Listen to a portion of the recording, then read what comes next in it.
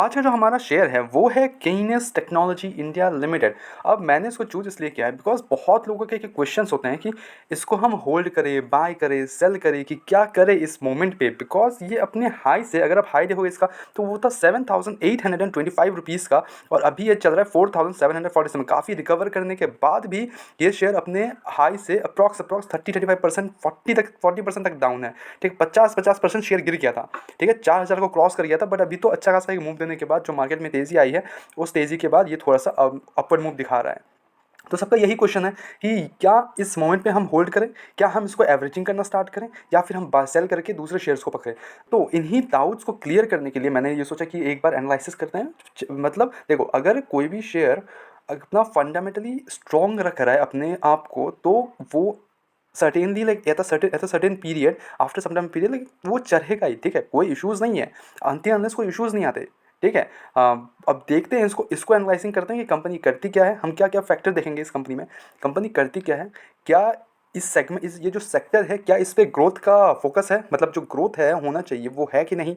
Fundamental analysis, company के पास डेब्ट, industry का P ratios, and then like stock का PE, undervalued, overvalued, सब कुछ देखेंगे हम। ठीक है, तो पहले हम स्टार्ट करते हैं कंपनी करती क्या। अगर आप यहाँ पे क्लिक करोगे तो जो कंपनी करती है वो है इलेक्ट्रॉनिक मैन्युफैक्चरिंग सेक्टर। ठीक है, जो है ईएमएस सेक्टर में कंपनी का फोकस है। End to end IOT solutions, internet thinking solutions वगैरह enable electronics, integrated electronics manufacture in India. ठीक है, तो इंटीग्रेटेड इलेक्ट्रॉनिक्स को मैन्युफैक्चर करती है इंडिया में।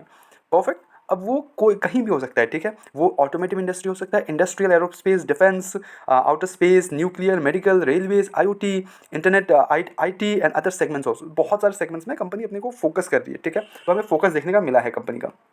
ठीक है। अगर आप चेक करोगे तो इसका जो रेवेन्यू आता है मैक्सिमम, वो है ऑटोमोटिव इंडस्ट्री से। ठीक है, इंडस्ट्रियल इंडस्ट्री से ईवी जो होता है, ईवी चार्जेस, ईवी से 44% का आता है, मेडिकल से 3% का, रेलवे से 11% का, कंज्यूमर से 8.37, एरोस्पेस एंड डिफेंस से 2%, आईओटी एंड आईटी से 7%।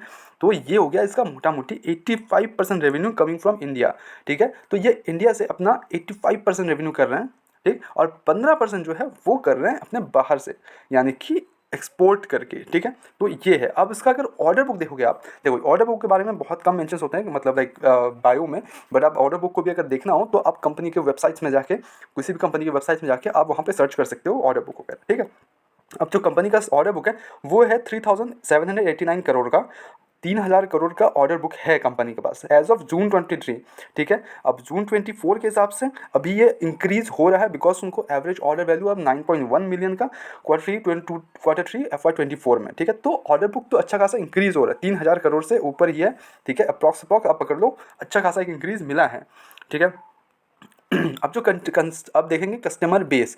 अब कस्टमर बेस मैंने क्यों देख रहा हूँ, बिकॉज अगर कस्टमर बेस अच्छी कंपनीज को इसने पकड़ लिया हो, जकड़ लिया हो, तो वहाँ पे छूटने के चांसेस बहुत कम होते हैं, वहाँ से फिर निकल नहीं पाते हैं, और बहुत सही से वो ऑर्डर्स उनको मिलते रहता है फ्रॉम द कंपनीज लाइक जो चक्रे हुए हैं। ठीक है, अब वो हो गया Siemens, Hitachi and Frauscher in railways segment, IGL in automotive, Agape and Beto in medical segment. ठीक है, Tonbo imaging and Canyon aero connect in aerospace, Scrameco in IT and IOT etcetera.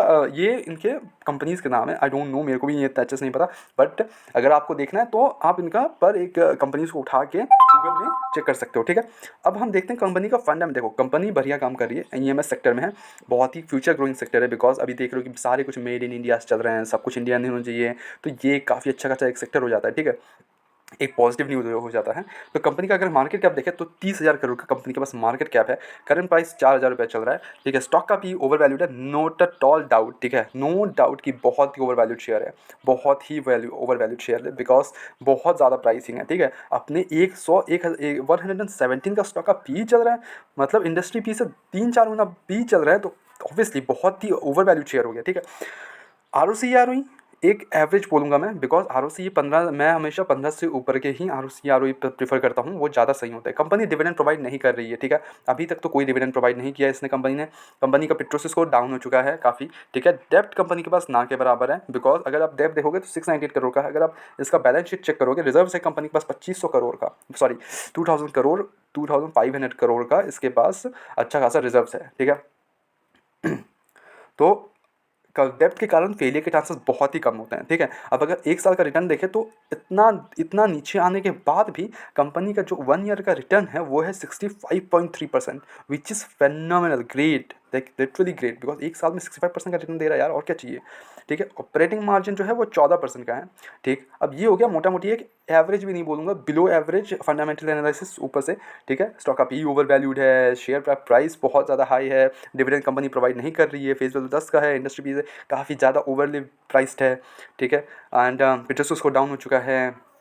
Dept to equity एक factor है जो अच्छा है कि okay dept to equity है, कोई इशूज़ नहीं है, ठीक है। अब हम अगर इसका पीयर्स देख लेते हो, पीयर्स के मामले में ना बहुत सारी कंपनीज आ जाएगी, आपको पीजी इलेक्ट्रोपास हो जाएगी, एम्बर हो गई, तो अच्छी खासी कंपनीज तो है, ठीक है। अब इनमें से आपको कौन सा चूज़ करना है वो आप पे डिपेंड करता है, ठीक है। अब देखो पीजी इलेक्ट्रोपास में मैंने पहले भी वीडियो बनाया हुआ है, तो वो check it out that as well, ठीक है। वो भी सेम सेक्टर में काम करती है, ईएमएस सेक्टर, ठीक है, इलेक्ट्रॉनिक मैन्युफैक्चरिंग, काफ़ी फ्यूचर ग्रोइंग दिख रहा है मेरे को इसका, अच्छा खासा फ्यूचर दिख रहा है in the next 5 to 10 years में, काफ़ी अच्छा खासा एक परफेक्ट दिख रहा है यार, मतलब सेक्टर अच्छा दिख रहा है मेरे को। अब अगर क्वार्टर्स रिजल्ट चेक करेंगे तो क्वार्टर रिजल्ट एक हमें एक average kind of quarter result देखने को मिला, ऑपरेटिंग प्रॉफिट में इंक्रीज है, ठीक है। अब अगर प्रॉफिट बिफोर टैक्स देखोगे तो वहाँ पे गिरावट देखने को मिला हमें क्वार्टर टू क्वार्टर, ठीक है।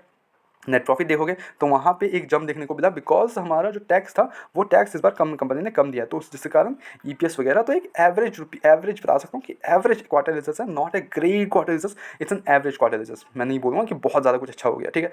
अब अगर इन्वेस्टर्स को देखें, देखो इन्वेस्टर्स प्रमोटर्स का भरोसा तो है, कोई इशूज़ नहीं है, एंड एफआईएसडीएस का भी अच्छा खासा एक इंक्रीज स्टेक तो है, ठीक है। तो वहाँ पे कोई डाउट नहीं है कि एफआईएसडीएस अपना बेच रहे हैं, या फिर देखो 1-2% इधर उधर चलते रहता है कभी कभार, ठीक है, मैं ये नहीं बोलूँगा, बिकॉज डीआईएस ने 1% अपना स्टेक घटा लिया है पिछले क्वार्टर से, अब उसके पहले पिछले क्वार्टर देखे तो 2-2% तक घटाए जा रहे हैं, ठीक है। एफआईएस ने भी सेम काम कर रहे हैं, वो अपना स्टेक थोड़ा थोड़ा करके डाइल्यूट कर रहे हैं, बहुत ही कम।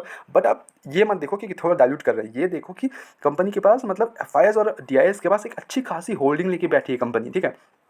तो ये एक अच्छा फैक्टर है, बिकॉज एफआईएसडीएस का जितना भरोसा रहता है ना उतना अच्छा होता है कंपनी के लिए, बिकॉज उनका एक भरोसा रहता है कि हाँ ठीक है, फॉरेन इन्वेस्टर्स भरोसा कर रहे हैं, मतलब जो डीआईएस हैं, डोमेस्टिक इंस्टीट्यूशनल इन्वेस्टर्स, वो भी भरोसा कर रहे हैं, तो एक अच्छा हो सकता है। पब्लिक के पास भी 1% से इंक्रीज़ कर लिया स्टेक इन्होंने, ठीक है। तो ये थी एक मोटा मोटी एनालिसिस, ठीक है।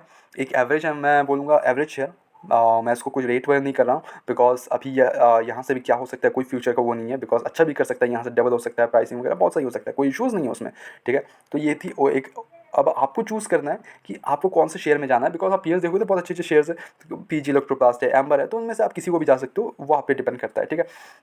आप क्या फैक्टर देख के जा रहे हो वो आप पे डिपेंड करता है, ओके। तो ये थी एक मोटा मोटी एनालिसिस, कैसा लगा video please comment it down, and आपका क्या व्यू है इस कंपनी पे, या फिर मतलब आप किसको चूज़ कर रहे हो, please comment it down as well, ठीक है। कमेंट कर दो कौन सी कंपनी को चूज़ कर रहे हो, अगर आप क्यों कर रहे हो, अगर वो चूज़ भी कर रहे हो तो किस फैक्टर को लेकर आप चूज़ कर रहे हो, तो वो भी कमेंट कर देना, ठीक है। तो मिलते हैं नेक्स्ट वीडियोस में। हाँ yes, sorry, buy and sell recommendation नहीं होता मेरे वीडियोज़ में, मैं पहले बता दे रहा हूँ, ठीक है। मैं खाली सजेशंस देता हूँ, तो please take it as a suggestions, every company suggestions देता हूँ मैं, सजेशंस के हिसाब से लो, ठीक है। एंड सोच समझ के इन्वेस्टमेंट करना, इन्वेस्टमेंट डिसीजन पैसे बहुत इंपॉर्टेंट होते हैं, तो प्लीज़ इन्वेस्टमेंट डिसीजन बहुत इंपॉर्टेंटली देख के करना है, ठीक है। तो मिलते हैं नेक्स्ट वीडियोस में, तब तक के लिए bye bye, peace and signing of.